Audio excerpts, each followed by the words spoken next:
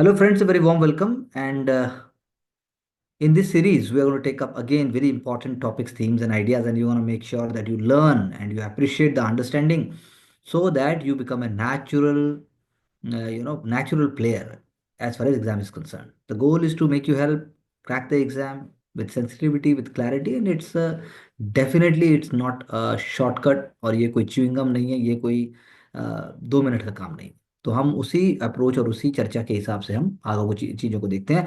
पहला जो है national board for wild life, बहुत ही इंपॉर्टेंट थीम है अपने आप में इन्वायरमेंट का। So it is already given over here कि उसका national board for wild life की हिस्ट्री क्या है, उसका रोल क्या है, और प्रीलिम्स और मेंस दोनों के लिए ये बहुत ही इंपॉर्टेंट है। So national board for wild life is a very very important body. It's an apex body जो कि 2003 में क्रिएट की गई थी following an amendment to the wild life protection act 1972 WLPA, और Indian board for wild life IWL was established in 1952, or it was further changed, or you can say reconstructed, making it a statutory body, giving it more teeth to implement the Wildlife Protection Act. तो मैंने आपको simple भाषा में बताया कि कब वो बना और उसके बाद कैसे उसको और ज़्यादा ताकत दी गई। कितने मेंबर्स होते हैं? 47 मेंबर्स आते हैं। प्राइम मिनिस्टर उसके चेयरमैन हैं, यूनियन एनवायरमेंट मिनिस्टर उसके वाइस चेयरमैन हैं, चीफ ऑफ आर्मी स्टाफ बहुत important, secretaries of the ministries of information broadcasting defence and tribal affairs and minister of defence, department of expenditure भी उसमें होते हैं, director of forest, member of parliaments, conservationist, ecologist, environmentalist, and 5 representatives of the NGOs are also there on the board. तो यहाँ पूरा proper दिया हुआ है और एक क्रिटिकल नोट भी दिया गया है। जैसे 2021 में गैलेथिया बी सेंचुरी अंडमान निकोबार में जहाँ पर लेदर बैक सी टर्टल्स की नसिंग होती है, उसको डिनोटिफाई कर दिया गया एक लार्ज पोर्ट बनाने के लिए। उसके बाद जो है एक स्टैंडिंग कमेटी कॉन्स्टिट्यूट की गई 2014 में, मतलब रिकॉन्स्टिट्यूशन उसका किया गया था बिकॉज इट वाज एलिज्ड कि जो पावर्स जो है वो डाइल्यूट की जा रही हैं। Only 3 non government members were appointed, of which one was the Gujarat Ecological and Education Research Foundation, GER, an autonomous body under the Gujarat government. So previous standing committee of the UPA era, उसके 7 members थे। It was it was not linked to the government, और 4 conservation experts हैं और 3 representing non-government organization। तो यानी एक पूरा यहाँ पर एक पूरा का पूरा एक माहौल क्रिएट किया गया है, समझाया गया है। और ऐसे ही आपको देखना है कि national board for wild life से पहले IBWL था, Indian board for wild life, जैसा कि मैंने शुरू में बोला। तो आप इसको पूरा पढ़ेंगे और एक एक शब्द को जब आप देखेंगे कि कैसे इंदिरा गांधी जी का रोल था, कैसे इसमें आशीष देवगौड़ा सर का रोल था, तो आप इसको और ज़्यादा अप्रिशिएट कर पाएंगे। So please go through it, और कोई भी डाउट्स और क्वेश्चन होने से हम बात कर सकते हैं। दूसरा, हमने हमेशा बात की है कि इंडियन गवर्नमेंट अपने फार्मर्स को कैसे लाइवलीहुड के लिए और कैसे कोर और सोल की तरह उसको ट्रीट करती है, पर US भी अपने फार्मर्स को सपोर्ट करता है। सिंपल भाषा में कहा जाए तो WTO के रूल्स की धज्जियां उड़ाते हुए भी US is actually supporting much more financially, अगर आप इंडियन काउंटर पार्ट्स की बात करें। और ये एक डायरेक्ट पेमेंट्स के तौर पे है rather then in the form of subsidies. India में जो है सब्सिडीज के तौर पे है। तो मैग्नीट्यूड ऑफ असिस्टेंस बहुत ज़्यादा है यूरोप में भी और US में भी। लेकिन इंडिया का जो फेडरल स्ट्रक्चर है, या जो इंडिया का जो एक सेंटर स्टेट रिलेशंस का जो एक पूरा, मुझे कहना चाहिए, इकोसिस्टम है, उसको देखते हुए अगर हम समझेंगे तो प्रधानमंत्री किसान सम्मान निधि जो है ये इसका एक बहुत अच्छा एग्जाम्पल है। तो सब्सिडीज हम देते हैं, क्रॉप इंश्योरेंस भी देते हैं, MSP भी है प्रोक्योरमेंट के ऊपर अबव द मार्केट रेट, और उसके बावजूद भी हमें और करने की ज़रूरत है। जैसे जैसे इंडिया का GDP या पर कैपिटा इनकम उठता जाएगा, हम कह सकते हैं उतना ही हम प्रोडक्टिविटी करते जाएंगे। तो इंडिया को अगर ओपन अप करने की आज की डेट में बात की जाए, तो क्या आप मानते हैं कि वो इक्वल कंपटीशन होगा? वो इक्वल कंपटीशन नहीं होगा। सो इसीलिए जो प्रिंसिपल है नॉन रेसिप्रोसिटी, वो होना चाहिए। यहाँ पर नॉन रेसिप्रोसिटी लागू नहीं होता, यहाँ पर एक डिफरेंशियल ट्रीटमेंट होना चाहिए, क्योंकि बात एक डेवलपिंग कंट्री की और डेवलप कंट्री की हो रही है। तो ऐसे आपको सोचना पड़ेगा, आपको इन चीज़ों के हिसाब से आइडिया आएगा। होली का दहन, होली हमने बात सुनी है, हम जानते हैं प्रहलाद किस प्रकार भगवान विष्णु के भक्त थे। हिरण्यकश्यप ऐसा नहीं चाहते थे, उन्हें वर भी मिला हुआ था कि उन्हें कोई मार नहीं सकता। उनने अपनी बहन होलिका को बोला, और होलिका ने चाहा कि प्रहलाद जल जाए, लेकिन प्रहलाद नहीं जले और होलिका जल गई। तो ये बुराई पर अच्छाई की विजय का प्रतीक है। और भगवान ब्रह्मा से जब उनको वरदान मिला था हिरण्यकशिपु को कि ना उसे कोई इंसान मार सकता है, ना जानवर मार सकता है, ना उसे दिन में मारा जा सकता है, ना उसे रात में मारा जा सकता है, ना उसे शास्त्र शस्त्र के द्वारा मारा जा सकता है, ना कोई अस्त्र के द्वारा मारा जा सकता है, ना अंदर ना बाहर। तो इसीलिए इन सभी चीजों को देखते हुए भगवान विष्णु ने नरसिम्हा अवतार में, यानी आधे मानव आधे शेर के रूप में हिरण्यकश्यप को जो है उन्होंने अपने पैलेस के डोर स्टेप के ऊपर अपने नाखूनों से मारा। तो ये बात सिर्फ कहानी नहीं है, ये हमारे लिए प्रतीक है और बहुत सिग्निफिकेंट है। होली, जैसा मैंने बताया, होलक शब्द जो है वो अथर्ववेदा में भी पाया गया है, इंडियन स्प्रिंग फेस्टिवल से जुड़ा हुआ है। और साथ में आप कह सकते हैं कि भगवान शिव का भी एक लेजेंड इससे जुड़ा हुआ है। सबसे इम्पोर्टेंट अगर एग्जामिनेशन पर्सपेक्टिव से कहूँ तो रत्नावली नाटक में हर्षवर्धन की जो नाटक उन्होंने लिखा था रत्नावली, किंग ऑफ कन्नौज जो थे, उसके अंदर होली का हमें एटलीस्ट डिस्क्रिप्शन मिलता है। और दूसरा, नए वर्ष की शुरुआत होती है, नया संवत्सर, और या फिर वैदिक कैलेंडर की लागू होती है, विक्रम संवत से अलग, क्योंकि विक्रम ईरा शाका ईरा इसी तरह से वैदिक कैलेंडर की बात हो रही है। तो इसीलिए होली का दहन सिग्निफिकेंट है, नए साल की शुरुआत है, और आप कह सकते हैं कि एक नए जीवन की शुरुआत भी है। अब हमने बात की है पिछले कुछ दिनों में कैसे स्टारलिंक भारत में आ रहा है, तो जो राइडर्स हैं उसके लिए या उसकी चर्चा है कि कैसे टीआरएआई अपना रोल प्ले करेगा। टीआरएआई फ्री हैंड नहीं देगा। टीआरएआई चाहेगा कि रूल रेगुलेशंस, खासकर डेटा और जो बाकी प्राइवेसी के कॉन्सेप्ट्स हैं, उन सबको फॉलो किया जाए। और इसीलिए टीआरएआई कॉशियस भी है। और जो है वो आप कह सकते हैं जो इवॉल्विंग टेक्नोलॉजीज भारत में जो भी आ रही हैं, तो वो प्राइसिंग के पर्सपेक्टिव से भी और सिक्योरिटी के पर्सपेक्टिव, दोनों पर्सपेक्टिव से हमें देखना होगा, क्योंकि स्टारलिंक की प्राइसिंग जो है वो 10 to 15 टाइम जो ऑलरेडी ब्रॉडबैंड सर्विसेज हैं उससे ज़्यादा होंगी। ये एक सोचने वाली बात है। आपको नाम जानने होंगे पीटी के लिए, यूटिलसैट, वन वेब, जियो, एससीएस, स्टारलिंक, अमेजन क्यूपर, वो सब सैटेलाइट इंटरनेट इंडिया में प्रोवाइड करने की बात कर रहे हैं। उनके लिए हमें बहुत इंपॉर्टेंट मार्केट है, जैसा अभी हमने ऊपर कहा। तो मोबाइल डार्क एरियाज बहुत इंपॉर्टेंट है उनको कवर करना, ना सिर्फ रोज की जीवन के लिए, इंफ्रास्ट्रक्चर के लिए, एजुकेशन के लिए, डिजास्टर मैनेजमेंट के लिए, इंडस्ट्री के लिए, ये बहुत इंपॉर्टेंट है। तो सैटेलाइट ऑपरेटर्स जो हैं वो अर्बन कंज्यूमर्स को अगर सर्व करते हैं, तो उसके लिए और तरह की मॉडलिटीज़ को देखना होगा। इलीट क्लास को आप सर्व कर सकते हैं, इसमें कोई डाउट नहीं है, लेकिन जब कोई चीज़ आम मानस के लिए नहीं मिल पाती, then we can't say that it is going to actually serve the masses. Again very important, power distribution scheme prelims के लिए बहुत इंपॉर्टेंट है। Distribution sector scheme, revamp distribution sector scheme मुझे कहना चाहिए। तो उसके फिजिकल टारगेट्स को रिवैम्प किया गया है। आप यहाँ पर देखिए कि फाइनेंशियल ईयर 23, 24, 25 कितने उसके अंदर फर्क है। स्मार्ट मीटरिंग के ऊपर ऑलरेडी प्रीलिम्स में क्वेश्चन आ चुके हैं कि स्मार्ट मीटरिंग आखिर करता क्या है, बेसिक फॉर्म में ये क्वेश्चन आया था। उसी डायरेक्शन में अगर मैं आगे बढ़ के बोलूं तो अब इंस्टॉलेशन की बात है। और इंस्टॉलेशन जो है वो टेंडर्स के थ्रू किया जाएगा, और उसके बाद आपको ये भी देखना है कि उसके लिए पब्लिक का रिस्पांस कैसा है, और क्या वो प्राइवेटाइजेशन को बढ़ाते हुए क्या कोई राइट्स को भी ले रहा है, क्या कोई मजबूरी या मोनोपोली भी हो रही है। तो these angles we have to सी।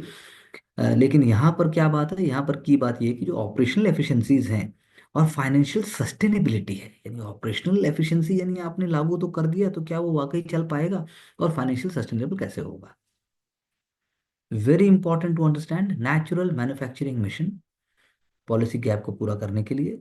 और नागेश कुमार सर जो हैं वो ही इज डायरेक्टर आईएसआईडी, और साथ में एक्सटर्नल मेंबर हैं आरबीआई मॉनेटरी पॉलिसी कमेटी के। तो मैं यहाँ पर लेकिन ये नहीं कहूँगा कि इसमें टेक्निकली क्या दिया हुआ है, आपको सिर्फ सेक्टर पता होने चाहिए।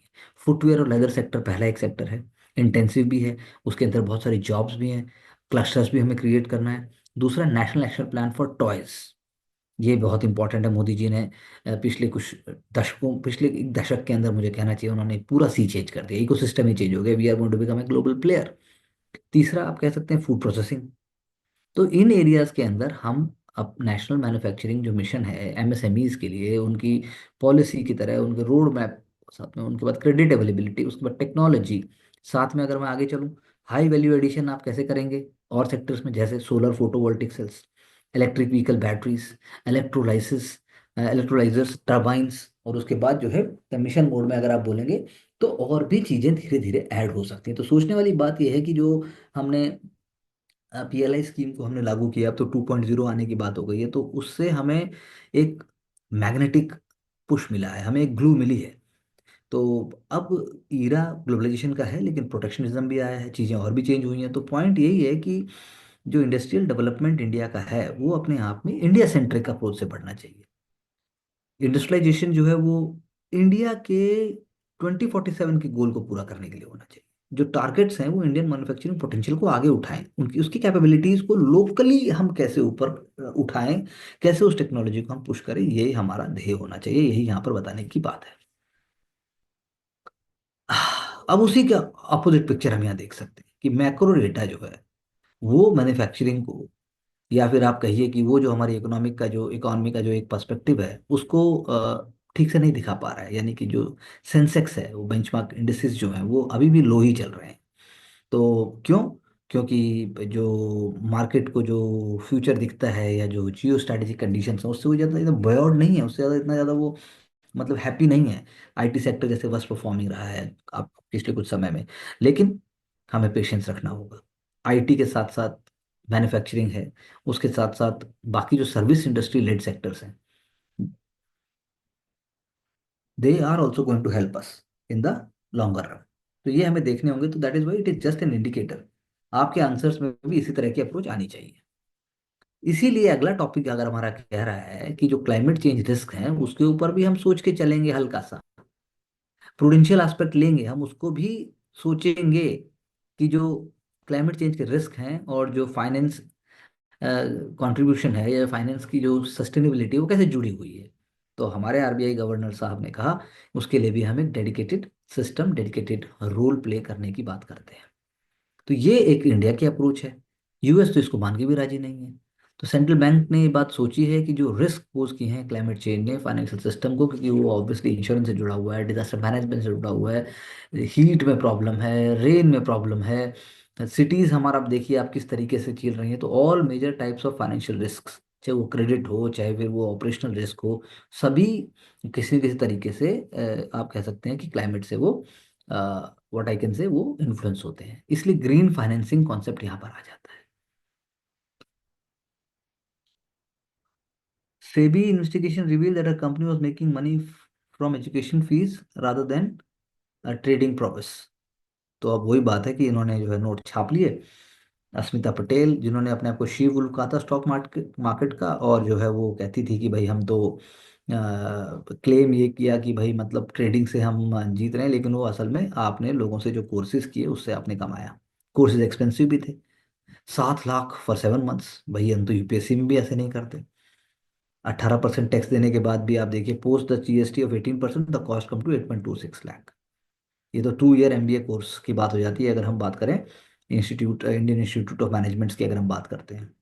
तो ये एक तरीके का डिसेप्शन है, ये एक तरीके का धोखा है, जो बोला जाए वो नहीं किया। तो एग्जाम्पल है कैसे अनएथिकल प्रैक्टिसेस जीवन में आपको कहीं भी सपोर्ट नहीं करती, लेकिन ये कैसे किया गया, यही अपने आप में केस स्टडी है। स्टूडेंट्स को इनकरेज करना ट्रेड के लिए, अपने आप को ब्रोकर बनाना। If the students had already account they were asked to transfer those to her trading accounts.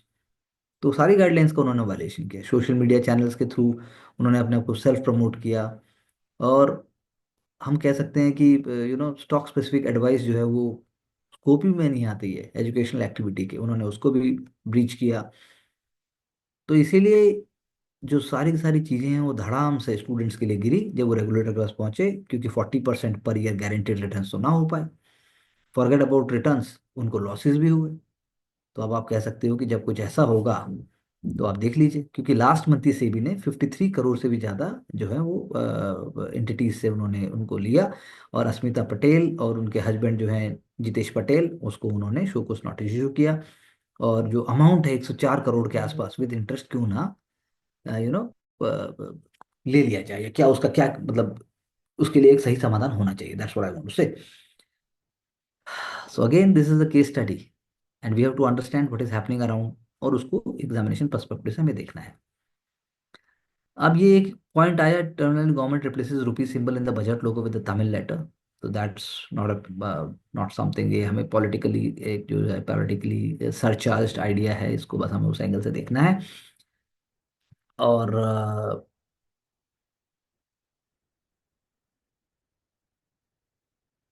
तो the question arises so the question arises कि किस तरीके से स्टेट्स को अपना एक क्लैरिटी है, स्टेट्स को अपना एक काम करने का दायरा है, और रुपी सिंबल किसी डेंजर में नहीं है उस तरीके से, ना कोई ब्रीच है हम ये कहेंगे तो। लेकिन पॉइंट ये है कि पॉलिटिकली सेंसिटिव मैसेजेस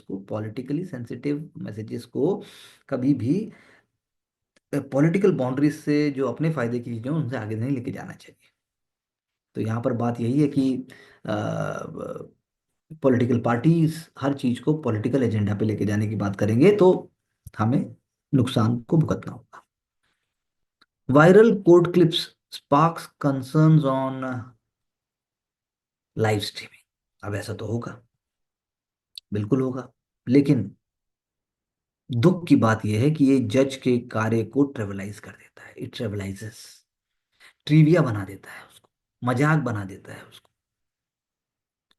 यूट्यूबर्स उसको अगर कट करके या वो करके अगर आप करते हैं तो आप सोचिए कि सीरियस वर्क किस तरीके से क्या मैसेज देगा। और जो क्लिप्स हैं वो एक पूरे लार्ज पार्ट की छोटा सा एस्पेक्ट है, शॉक वैल्यू के लिए बनाई गई है, लेकिन एक बार अपलोड करने के बाद उस पर कंट्रोल नहीं है। तो इसीलिए कुछ लॉ लेके आना पड़ेगा लाइव स्ट्रीमिंग के लिए, या फिर हमारा बिहेवियर जब तक उस दिशा में नहीं जाता। सुप्रीम कोर्ट ने जो है लाइव टेलीकास्ट कोर्ट प्रोसीडिंग्स का राइट टू एक्सेस, जिसे हम कहते हैं right to access to justice या राइट टू एक्सेस, जो है उसके अंदर आर्टिकल 21 के तहत शुरू किया था। तो कमेटी बनाई गई थी चंद्रचूड़ सर के अंडर, और उन्होंने मॉडल गाइडलाइंस भी क्या था कि ओनली ऑथराइज एंटिटीज जो है उसको कर सकती हैं, कैन रिकॉर्ड और share proceedings, and unauthorise use punishable under copyright IT and contempt laws. Enforcement लेकिन चैलेंज है अपने आप। तो वही बात है कि ये क्लिप्स एक तरीके से जुडिशरी के ऊपर अनड्यू प्रेशर भी क्रिएट करती हैं, और आप कह सकते हैं, जैसे यहाँ पे डिस्कस भी किया गया है, कि वो जो जजेस जो हैं वो लॉयर के साथ अगर किसी मीनिंगफुल डिस्कशन में भी इंगेज हैं तो उसके उसको भी आप कह सकते हैं कि उसको भी एक तरीके से वो इम्पैक्ट करते हैं इनडायरेक्टली। सो व्हाट वी से वर्चुअल हियरिंग्स जो है ना, नेचुरल एक्सटेंशन है ओपन कोर्ट्स का। लेकिन लाइव स्ट्रीमिंग जो है वो तो एक बहुत डीपली इम्पैक्ट भी पड़ता है, क्योंकि आप जो है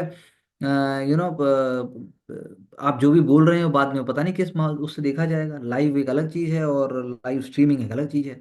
आप समझिए, तो अनऑथराइज रिप्रोडक्शन नहीं होना चाहिए, डिसेमिनेशन नहीं होना चाहिए, क्लियर इन्फोर्स गाइडलाइंस होनी चाहिए, और कोर्ट जो है वो मैंडेट करें स्टैंडर्डाइज डिस्क्लेमर्स सारे लाइव स्ट्रीम्स में, कि वो आइसोलेटेड क्लिप्स जो हैं वो पूरे इंटायरिटी जस्टिस जुडिशियल डिस्कोर्स को नहीं दिखाती हैं। कंटेंट क्रिएटर्स जो हैं वो तो अपने पब्लिक गुड के नाम के ऊपर उसको कर देते हैं हाइब्रिड कोर्ट हियरिंग्स जो हैं वो, उससे जुडिशियल सिस्टम इजी तो हुआ, लेकिन उससे आप ये कह सकते हैं जो साइड में जो ये चीज़ें उठ के आई हैं इनको भी हमें ठीक से हैंडल करना होगा।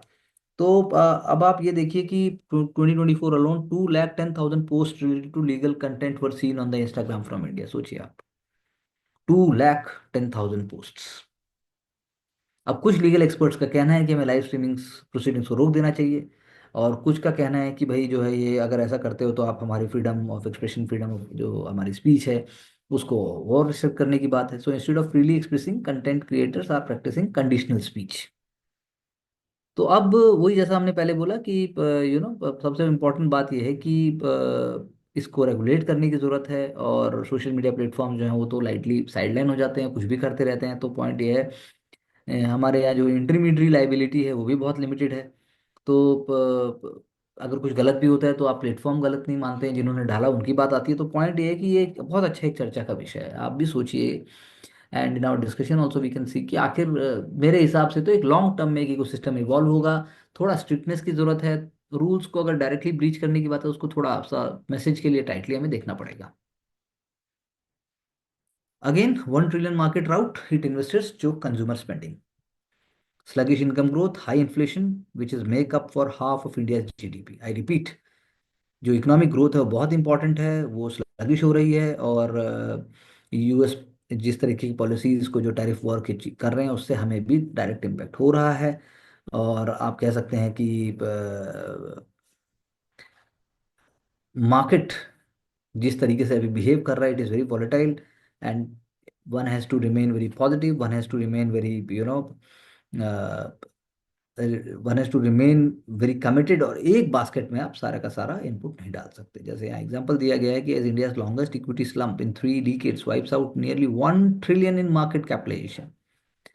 तो रिटेल इन्वेस्टर की स्पेंडिंग खत्म हो रही है, और उस तरीके से हम कह सकते हैं कि ज़्यादा प्रॉब्लम की तरफ हम बढ़ रहे हैं। अभी पिछले 4 सालों में सबसे स्लोएस्ट टाइम आया है। तो फिर भी हमें देखना होगा कि जो करेक्शन है, जो करेक्शन हुआ है, वो करेक्शन क्या वाकई अब स्टेबल पॉइंट पे आ गया कि या और होना बाकी है। RBI's independence must be more strengthened. So this is an article which is speaking about it. So RBI Act and the actual RBI government relations, they are, अगर मैं बात करूँ एग्जामिनेशन पर्सपेक्टिव से, तो दे आर ऑन ट्रैक। इसीलिए हमारे जो RBI governor साहब जो थे, शक्तिकांत दास, उन्होंने बहुत ही आइडियली और बहुत ही स्मार्ट तरीके से उसको हैंडल किया। और अगर आप क्रिटिकली देखें तो आप बहुत सारे पॉइंट निकाल सकते हैं, लेकिन इंडिया में RBI की इंडिपेंडेंस क्रिटिकल है क्रेडिबिलिटी के लिए। और जो गवर्नमेंट की जो पोस्ट रिटायरमेंट की बात है, जैसे अब वो प्राइम मिनिस्टर के प्रिंसिपल सेक्रेटरी हो गए, तो आई थिंक हर जगह आप नहीं देख सकते। तो हम हर चीज़ को ऐसे नहीं देख सकते, we can't see from the lens की ये गवर्नमेंट एग्जीक्यूटिव के उससे उनकी जो मेरिट है, उनका जो रिचनेस ऑफ एक्सपीरियंस है, वो अभी देश के भले के लिए काम आना चाहिए। क्योंकि RBI जो है वो जितना उसका इंडिपेंडेंस है उतनी उसकी बात है, ये हम कह सकते हैं। तो शक्तिकांत दास सर का appointment as a most second most powerful bureaucrat, इसका मतलब ये नहीं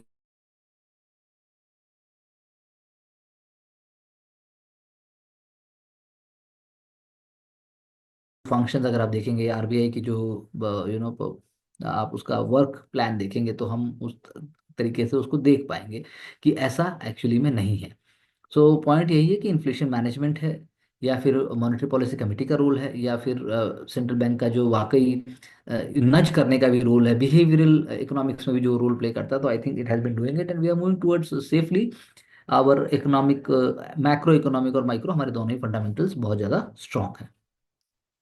ISRO undock satellites and shot in arm for its future mission. ठीक है भाई, तो ये एक एग्जाम्पल है कि हमने वो कैपेबिलिटी पाली कि हम स्पेस में भी अनडॉक कर सकते हैं। चंद्रयान 4 की अगर बात हो रही है, जो सैंपल लेके आएंगे मून से, और for the Bharatiya Antariksh station 5 modules will be launch separately and joined in space to create the space station, यानी मॉड्यूल्स गए और जुड़ जाएंगे।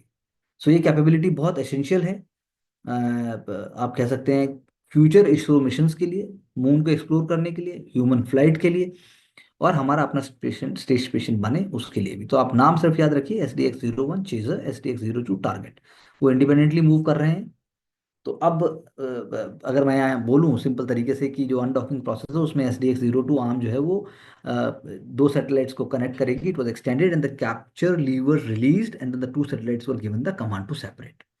सो ये मैन्यूवरिंग अपने आप में हो गई, क्रिटिकल कैपेबिलिटीज उसमें डॉकिंग और अनडॉकिंग किया गई। तो India the fourth country after United States, Russia and China to have this capability. और फर्स्ट टाइम हमने इन कैपेबिलिटीज को चेक किया, हम रॉन्ग नहीं गए। स्पेस एजेंसी जो है फर्दर डॉकिंग अनडॉकिंग एक्सपेरिमेंट्स करेगी ताकि प्रिसीजन को हम ले सकें।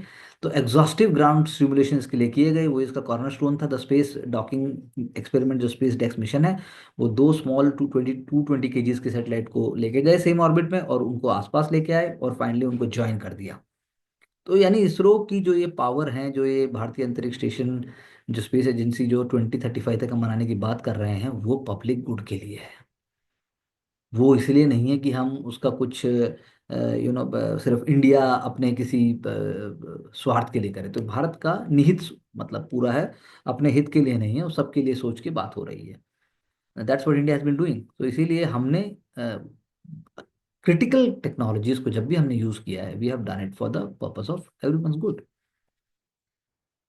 In fact we discuss in our meetings and we are in our sessions कि कैसे जो टेम्परामेंट होता है और जो एक्यूमेन होता है, जैसे यहाँ पर है कि अगर एक high profile person, high commissioner of Oman अपने आप को लिख कर, और आप सिक्योरिटी और प्रोटोकॉल चाहते हैं, तो it is only the common sense and also experience of an senior IPS officer, जो कि ये पढ़ के देख लेते हैं कि भाई ओमान का हाई कमिश्नर नहीं होता, क्योंकि ओमान जो है वो कॉमनवेल्थ नेशन नहीं है। तो इस एंगल को अगर वो समझ लेते हैं और इस एंगल को अगर वो देख लेते हैं, तो हम यही कहेंगे कि इंटरव्यू में भी और सर्विस में भी हमें ऐसे लोगों की और ज़्यादा ज़रूरत है। ओके।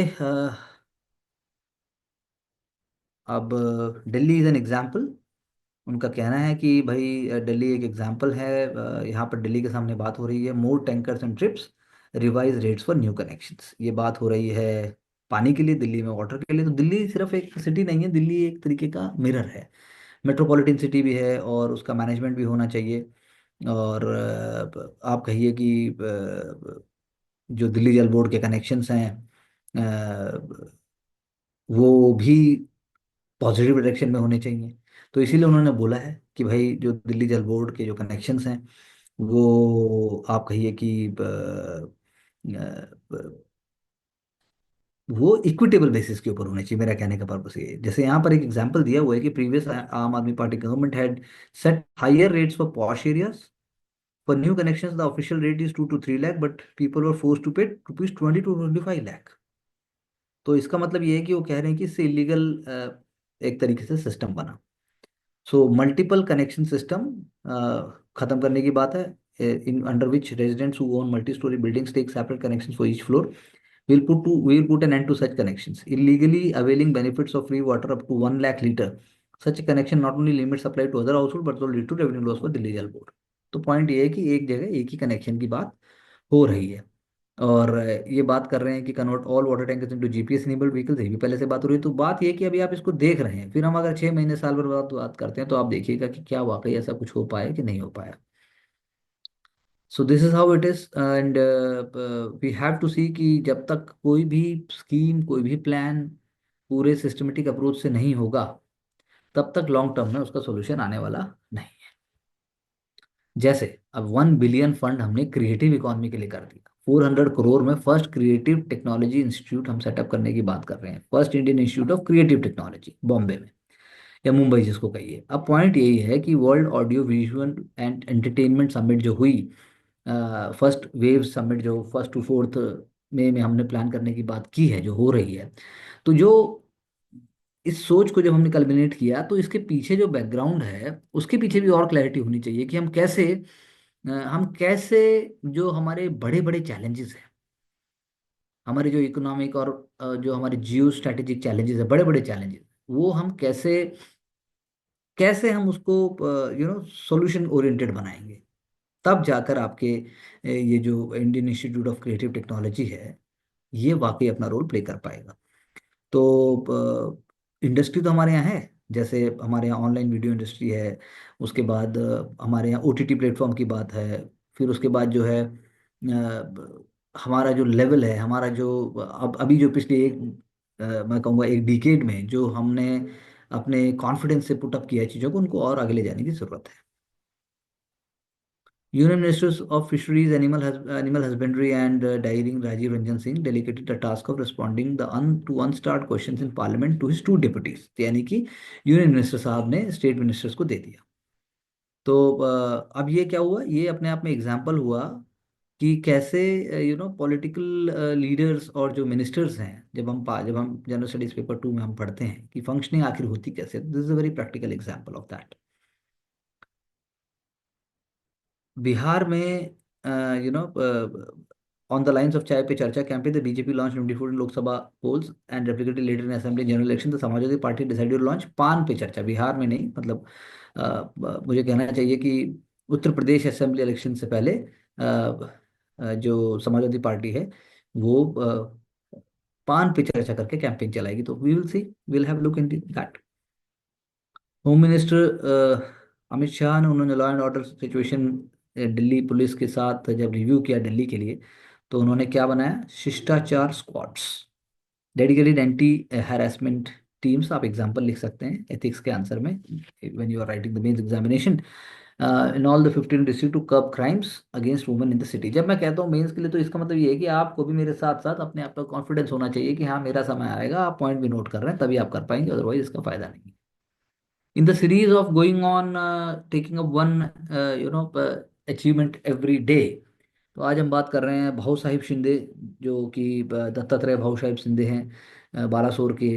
डीएम। तो याद कीजिए, इससे पहले भी हमने शायद हमने मैसूरू की बात भी की थी, और उड़ीसा की बात शायद एक और भी हुई थी। तो आप इससे स्टेट का भी आइडिया लगता है कि कौन से स्टेट के कितने पोटेंशियल से क्या चीज़ हो रही है। तो उन्होंने जब जो उड़ीसा में बालासोर में जब Coromandel express stationary good train के साथ बहानागा बाजार स्टेशन पर जब उनका कोलाइड कर गए थे, तो बहुत ही खतरनाक और बहुत ही भयावह दृश्य उत्पन्न हो गया था। मोर देन 296 पीपल डाइड, मतलब यहाँ पर तो एज मैनी एज 296 दिया हुआ है। तो what he did, daunting task था। तो Balasore was his first posting as DM, because आप कह सकते हैं कि ये अपने आप में बहुत ज़्यादा चैलेंजिंग टास्क था। He was appointed just a year earlier. Immediately after being informed about the accident, he alerted the District Emergency Operations Center, mobilized the fire service, locally stationed State Disaster Response Force. He dialed the Chief Secretary and the Chief Minister's office, and subsequent rescue and restoration operations started. तो अब क्या है DDM में, it has also been incorporated into district disaster management plan all over the country by the NDMA. तो उन्होंने एक तरीके से मैसिव रेस्क्यू ऑपरेशन की जो शुरुआत की, जो एक्सीलेंट कोऑर्डिनेशन किया between the state administration, fire services, health care authorities, disaster management authorities, उसको हम कह सकते हैं कि ये अपने आप में एक रोल मॉडल है। Civil society leader, civil society, सबको उन्होंने जोड़ा, local residents, police, fire service. तो बोलना आसान है, आप खुद सोचो अगर आप उनकी जगह होते तो कैसे करते। क्योंकि लोकल लोगों ने ना सिर्फ फूड और बल्कि पानी, इन सब चीज़ों का अरेंज किया, बल्कि ब्लड डोनेशन कैंप्स भी रखे गए, वुमेन सेल्फ हेल्प ग्रुप्स ने भी रोल प्ले किया, पंचायती राज इंस्टीट्यूशन ने भी रोल प्ले किया। State government then further upgraded its response, 9 senior bureaucrats including additional chief secretary, वो जो was also serving the special relief commissioner, they were directed to reach the accident site. तो along with Balasore, Bhadrak, the chief district medical officers, उन्होंने भी बहुत important role play किया। तो ये सारी चीज़ों को जोड़ने वाले कौन थे? बाला साहिब, बाहू साहिब शिंदे। तो पॉइंट ये है कि एफिशिएंट मल्टी एजेंसी रिस्पांस जो हुआ, उसके अंदर डीएम का कितना इंपॉर्टेंट रोल था। The sheer scale of accident move me, that's what he is saying, we analyse how such accident should be approached, getting thousands of people medical assistance was a challenge. The biggest challenge was segregation according to injuries and as per the needs. So he did a great job, he did an amazing job, and that is why he had been facilitated. We also congratulate him for the same. Okay, now again, one more article is here about Narasu. When can religion be regulated by law? एक series पूरी चल रही है, और हम हर रोज ये देख रहे हैं कि कैसे कोई भी अगर एक भारत की जो लैंडस्केप है, भारत का जो लाइफस्टाइल कल्चर है, उसके अंदर कैसे किसी भी नई चीज का आम आदमी के दिमाग में समागम हुआ, मेरा कहना है। जैसे यहाँ पर जो केस है वो नरसू अप्पा माली साहब का है, जो कन्विक्टेड थे under the Bombay prevention of Hindu bigamous marriage act for marrying a second time while his first wife was alive. तो 1951 में बॉम्बे हाई कोर्ट ने लॉ को अपहेल्ड किया। It was landmark ruling for the first time on the interplay of personal laws and fundamental rights. That is what it is. तो relevance क्या है? Shah Bano ruling जो थी, Muslim women rights to maintenance to the Sabarimala temple entry, जो अभी भी चल रहा है और उसके बाद the complex nature of personal laws has shaped the debate and gender issues. ये कहाँ पर आकर आप उसको रोकते हैं? तो नारसू रूलिंग है वो ये बताती है कि extend to which personal laws can be regulated which will be crucial as the debate on uniform civil code is picking up, जो हमने उत्तराखंड के केस में देखा भी। तो पॉइंट यही है कि रूलिंग जो है वो हमें ये नहीं दर्शाती कि वो हमेशा के लिए वो चीज़ समाप्त हो गई है, कि वो चीज़ कभी दोबारा हम उसको छुएंगे ही नहीं। वो हमें आश्वासन देता है, वो हमें एक तरीके का क्लैरिटी प्रोवाइड करता है कि कैसे समाज के जो उत्थान के लिए, समाज के उसको बचाने के लिए, समाज को सतत प्रयास की तरफ ले जाने के लिए किस तरीके से कॉन्स्टिट्यूशन का एक रोल प्ले होता है। यहाँ पर अगर आप देखेंगे तो पूरा एकदम हिस्ट्री पूरी प्रोवाइड की गई है, क्योंकि by 1940s it was not uncommon for a man to take a second wife, specially when he did not have son from his first marriage. तो सेकंड मैरिज हो जाती थी, लेकिन कॉन्स्टिट्यूशन ने इस चीज़ को अलाउ ऐसे नहीं किया है। तो इसलिए वही बात है कि आप कह सकते हैं कि समय के साथ ही चीज़ें बदली हैं, समय के साथ ही कॉन्स्टिट्यूशन ने चीज़ों को रिफ्लेक्ट किया है और जुडिशरी ने उनको उठाया भी है। जैसे कोर्ट का मोस्ट सिग्निफिकेंट फाइंडिंग ये थी कि आप क्या मतलब कि on an issue that continues to be debated, क्या है वो? Can religious customs and practices be considered law? अब मैं रिपीट कर रहा हूँ, can such kind of beliefs, such kind of ideas which are part of religious customs and practices, क्या हम उनको लॉ बोल सकते हैं? क्योंकि this is crucial since article 13 of the constitution state that laws that are violative of the fundamental rights ought to be struck down by the court. तो polygamy एक social practice है, वन कॉन्स्टिट्यूशनल था, इसीलिए 1946 की law की बात करने की इन्होंने यहाँ बात की। तो जैसा मैंने आपसे कहा, जब आप इसको पढ़ते हैं समझते हैं तो आपको पूरा एक इवोल्यूशन समझ में आएगा। Please do have a look. अब गवर्नमेंट की क्रिटिक की जब हम बात करते हैं तो ये एक बहुत अच्छा आर्टिकल है। पब्लिक प्राइवेट पार्टनरशिप की बात हो रही है, अकाउंटेबिलिटी की बात हो रही है, ह्यूमन एनिमल एनिमल कॉन्फ्लिक्ट को ज़्यादा समझने की बात हो रही है। अब यहाँ इन्होंने एग्जांपल दिए कि जो वानतारा है वो प्राइवेट जू है। Delhi zoo spread over 200 acres, Vantara 3000 acres. On cue Virat Kohli, Sachin Tendulkar, Shah Rukh Khan, other high achiever celebrity friends of Anant Ambani tweeted pictures and place. तो ये बात हुई जब प्रधानमंत्री जी वहाँ गए थे। और ये इन्होंने दूसरा एग्जांपल दे रहा है 100 करोड़ के चीते रिकोलेशन की एक्सरसाइज की। एक्सरसाइज का आखिर हुआ क्या? 8 चीताज और 3 कब्स तो मर गए। तो चैलेंजेस हैं चीता कंजर्वेशन प्रोजेक्ट में। क्रिटिकली इंडेंजर्ड, उन्होंने ग्रेट इंडियन बस्टर्ड की बात की। तो पीटी के लिए आप यहाँ से नाम देख सकते हैं। टाइगर एलिफेंट की बात कर रहे हैं कि कैसे कैसे डिक्लाइन हुए। एलिफेंट अटैक्स की बात हो रही है, केरला की बात हो रही है, उड़ीसा की बात हो रही है।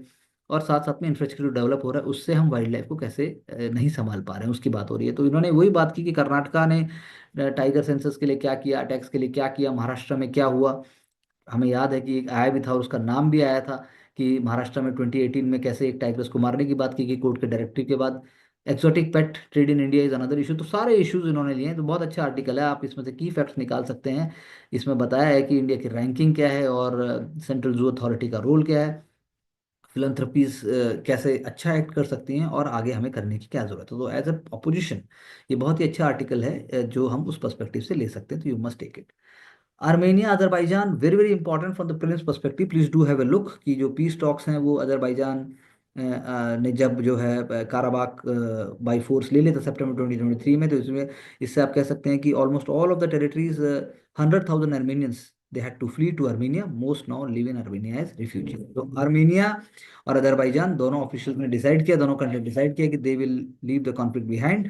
आप उनकी लोकेशन देखिए और आप देखिए दोनों का इशू क्या है। क्योंकि नागोर्नो काराबाख जो रीजन है अजरबैजान में, जिस that had a mostly ethnic Armenian population at the time, broke away from Azerbaijan with support from Armenia. Armenia के सपोर्ट से वो पोर्शन अलग हो गया था।